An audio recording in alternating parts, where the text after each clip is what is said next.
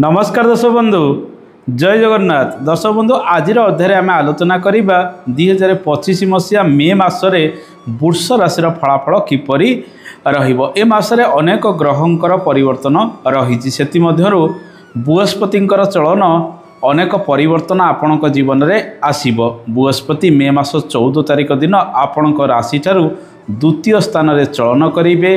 धन धान्य वृद्धि कराइबे। शुभ मांगलिक कार्य आपको सफलता मिलिबो। रोजगार आपणक पाखक भल आसीबो। संतान सुख आपको मिलिबार संभावना रही। विवाह आदि अनेक शुभ कार्यगुड़िक आग को अनेक त्वरान्वित होवार संभावना ए बृहस्पति आपको आगामी दिन में प्रदान करिबो।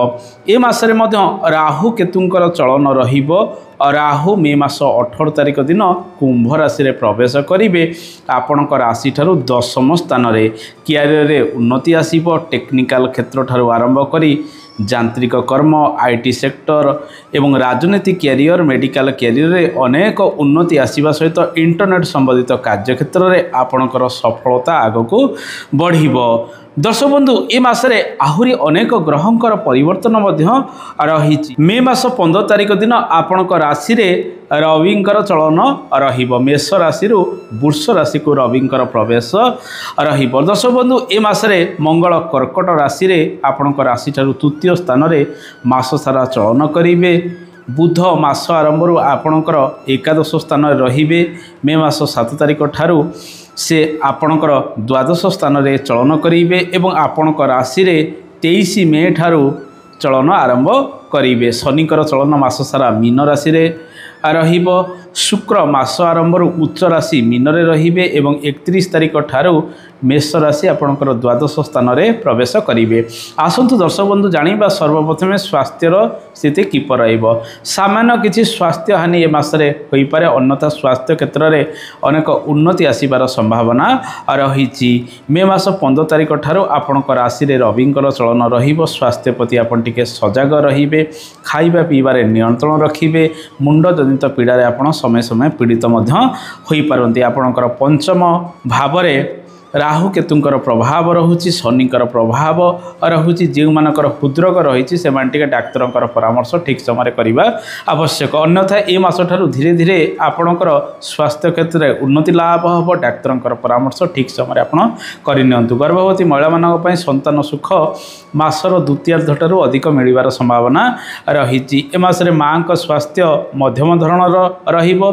बापंक स्वास्थ्य रे अनेक सुधार आसीबार संभावना रही। दर्शक बंधु, ए मासरे आपणकर कैरियर किपर रहिबा आसंतु जानिबा। आपणकर 10म भावर ग्रह शनि एकादश स्थान रे चलन करुछन्ती। रविंकर चलन द्वादश एवं आपणकर राशि रे रहुतिबारु आपण ए मासरे कोनोसी जॉब रे परिवर्तन करि परिबे। ट्रांसफर होई नूतन जगह को जाई पारंती किंबा विदेश यात्रा करी कोनोसी नूतन कर्म इत्यादि आरंभ करिवार संभावना रही। अधिक मुंड खटाई विभिन्न कार्यगुड़िक यांत्रिक कर्म एवं सामाजिक कर्म सहित राजनीति क्षेत्र में आपको अधिक सफलता मिलिबो। मासर द्वितीयार्ध रे धीरे धीरे आग को बैंकिंग सेक्टर, टीचिंग इत्यादि क्षेत्र में अधिक सुजोग आपण पाई पारंती। सरकारी चाकरी क्षेत्र में अदल बदल लगी रहिबो। धाँ धौड़ा प्रायतः मास आरंभ 15 तारिख मध्य अधिक आपण करिपारंती। धीरे धीरे चाकरी रे स्थिरता मासर द्वितीयार्ध रे आसीबार संभावना रही। शनिकर चलन आपणकर एकादश स्थान रे रहुतिबारु शनि आपणको विशेषकर कृषि कार्य एवं बिल्डिंग मटेरियल कंस्ट्रक्शन संबंधित कार्य क्षेत्र में अधिक सफल कराई पारंती। ए मासरे जानवाहन आपण किणाकिणी करि पारंती। कोनोसी टेंट हाउस, अलंकार, ज्वेलरी, साड़ी दुकान इत्यादि कार्य सहित आपण से टंका इन्वेस्टमेंट करी किछि रोजगार प्राप्ति करि पारंती। शुक्र आपणकर राशिर अधिपति उच्चस्थ होई आपणकर राशि ठारू एकादश स्थान रे चलन करुथिबारु चाकरी बाकरी क्षेत्र सहित ये सब क्षेत्र में आपण व्यवसाय वाणिज्य सफल हेबे। शत्रु माने पराजित हेबे। कोर्ट केस को नहीं किसी खर्च बार्च आपणकर 14-15 तारिख मध्य अधिक होवार संभावना रही। से समय मध्य क्या सहित वाद विवाद आपण करंतु नहीं। जदि पुरातन केस गुड़िक रही आपण ताकू समाधान करने ए मासरे अधिक चेष्टा करने आवश्यक। दर्शक बंधु, ए मासरे आपणकर कम्युनिकेशन स्किल धीरे धीरे बढ़िबो। आपण विभिन्न क्षेत्र में आग को बढ़िया चेष्टा करेंगे। मास आरंभ आपणकर राशि रे बृहस्पति चलन रहुतिबारु सामान्य ଚିନ୍ତାରେ ରହିଲେ ମଧ୍ୟ ଧୀରେ ଧୀରେ ଆପଣଙ୍କର ଜୀବନରେ ଅନେକ ପରିବର୍ତ୍ତନ ଆସିବାର ସମ୍ଭାବନା ରହିଛି। ଦର୍ଶକ ବନ୍ଧୁ ଏ ମାସରେ ବ୍ୟବସାୟ ବାଣିଜ୍ୟର ସ୍ଥିତି ଯଦି ଦେଖିବା ମଙ୍ଗଳ ଆପଣଙ୍କର ସପ୍ତମାଧିପତି ନୀଚ ରାଶି କର୍କଟରେ ଚଳନ କରୁଥିବାରୁ ମିଶ୍ରିତ ଶୁଭଫଳ ବ୍ୟବସାୟ ବାଣିଜ୍ୟରେ ଆପଣଙ୍କୁ ମିଳିବାକୁ ଯାଉଛି ଏବଂ ଏ ମାସେ ଟିକେ ଅଧିକ ପରିଶ୍ରମ କରିବେ ବ୍ୟବସାୟ ବାଣିଜ୍ୟକୁ ନେଇ ଅଧିକ ନିବେଶ କିଛି ଆପଣ ବ୍ୟବସାୟ ବାଣିଜ୍ୟରେ କରିପାରନ୍ତି ଏବଂ ନୂତନ କାର୍ଯ୍ୟକ୍ରମ କରିବାର ସମ୍ଭାବନା ମଧ୍ୟ ଏ ମାସରେ ରହିଛି। ଘରୋଇ କାର୍ଯ୍ୟଗୁଡ଼ିକ ଅଧିକ ତ୍ୱରାନ୍ୱିତ ହେବ। ମାଙ୍କର ସହଯୋଗ ବନ୍ଧୁଙ୍କର ସହଯୋଗ 15 ତାରିଖ ପରଠାରୁ ଅଧିକ ମିଳିବାର ସମ୍ଭାବନା ରହିଛି। ଯେଉଁମାନେ ଫାର୍ମ ହାଉସ୍ इत्यादि करिसंती जो माने कृषि संबंधित कार्यगुड़िक करुँच 15 तारिख परठारु सेमानको अधिक सुजोग व्यवसाय वाणिज्य इत्यादि क्षेत्र में मिल सी सब व्यवसाय वाणिज्य जदि आप कृषि संपद को नहीं करुँच। शनि शुक्र इत्यादि ग्रह आपणकर एकादश स्थान रोचे। बृहस्पति आपण राशि द्वितीय स्थान रोथबार कारोबार जमी चलूला सेमती चलबार संभावना रही। अवश्य आप निज बेपार वाणिज्य को नहीं अधिक प्रेसर रही कार्यगुड़िक करेंगे। आसतु जानिबा आर्थिक क्षेत्र किपरि रहिबो। बृहस्पतिंकर चलन मे मास 14 तारिख ठारू आपणकर द्वितीय स्थान में रहिबो। आपणकर आय भावर ग्रह बृहस्पति अटंती किंतु बुध प्रायतः 7 तारिख ठारू 23 तारिख पर्यंत आपणकर राशि ठारू द्वादश स्थान में चलन करुथिबारु बड़ बड़ खर्च बुद्धि किछि ए मासरे लागि रहिबार संभावना रहिछि। ता शुभ कार्य हो बा कोनोसी अपव्यय हो। तेणु ए मासरे आपण टंका संचय को अधिक गुरुत्व दियंतु। मासर 2 सप्ताह प्रायतः अधिक खर्चांत विभिन्न दिगरे हो पारे। हेल्थ बा स्वास्थ्य को नहीं होबार संभावना रही। कौन क्षेत्र में आप इन्वेस्टमेंट करी आग को रोजगारक्षम हाँपाई विभिन्न नूतन कार्यगुड़िक करें। दूर स्थान को यात्रा इत्यादि करेंगे। कुटुंब पिछे अधिक खर्च बढ़िवार संभावना रही। विदेश में अधिक इन्वेस्टमेंट करी खर्चांत हेबे। यात्रा करवा ट्राभेलिंग करी अधिक खर्चांत होबार संभावना ए मासरे रही। घरोई कार्य अधिक खर्च ए मासरे बढ़ी पारे। स्वास्थ्य एवं मेडिकल केस ठारू आरंभ करी कौन केस बास क्षेत्र में किसी खर्च मासर 2 सप्ताह मध्य अधिक होबार संभावना ए मासरे रही।